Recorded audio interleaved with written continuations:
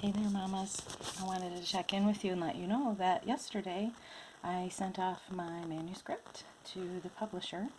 We still have a goal of having Cry of My Heart into your hands right before Mother's Day. I know that Mother's Day is an extremely difficult holiday for many adoptive families.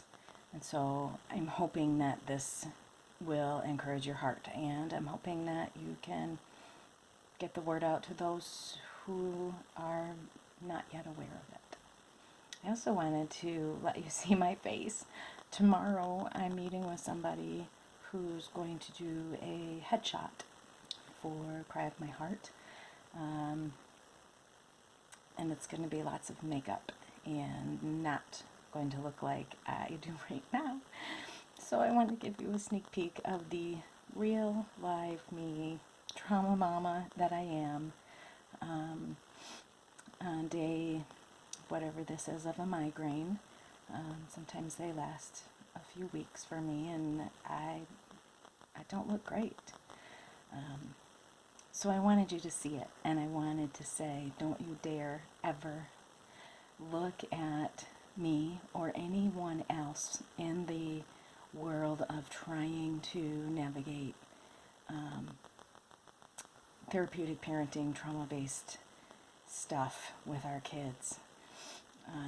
And nobody is more qualified than God himself, and he has called us and therefore qualified us, no matter what the mirror says. So keep that to heart. I also wanted to share a quick story about how it took me longer to get that manuscript sent off to the publisher than I expected, because I was stuck on what would currently be prayer number 44. I don't know what that will mean when it's done. But there was one that it wasn't great. I wasn't excited about it, but I wasn't sure how to fix it. And I had promised myself and the Lord that anytime the process became stressful and ridden with anxiety, that it was time to put it down and reframe and pick it up at a different time when I was more confident and resting in the Lord for the right words.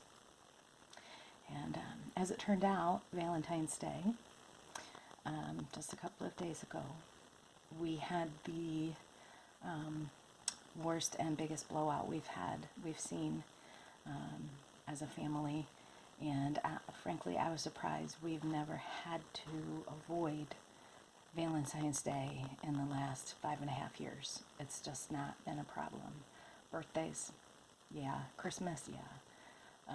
Mother's Day, ugh, let's not even go there. But Valentine's Day, I just wasn't expecting the incredible explosion of anger and vileness that can come out of the mouth of a child who has otherwise got a beautiful, beautiful heart.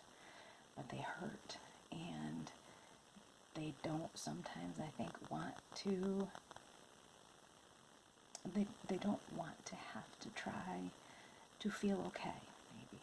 I don't even know, I'm guessing. But it was big, and it was ugly, and I was in shock. And so, of course, I said to my husband, perhaps we're not the right people for these children. Perhaps I've been mistaken, and perhaps somebody needs to find them a home with better parents. And my husband has learned to just not respond. So good for him. Yay, he's a smart guy. And so I cried myself to sleep. And I felt really hopeless and powerless, and thought, oh, what in the world am I doing? God, I must have misunderstood you. And then the next day, I knew I needed to get that manuscript in the mail, and I knew there was just that one prayer holding me back. And so I pulled out all of my materials and told the Lord what I know he already knew, but somehow I think telling him what to do feels powerful, I guess. And I just said, Lord, I need this from you. And ironically, that prayer that wasn't working wasn't the prayer to go there. It was a prayer that poured out of the heartache of the day before.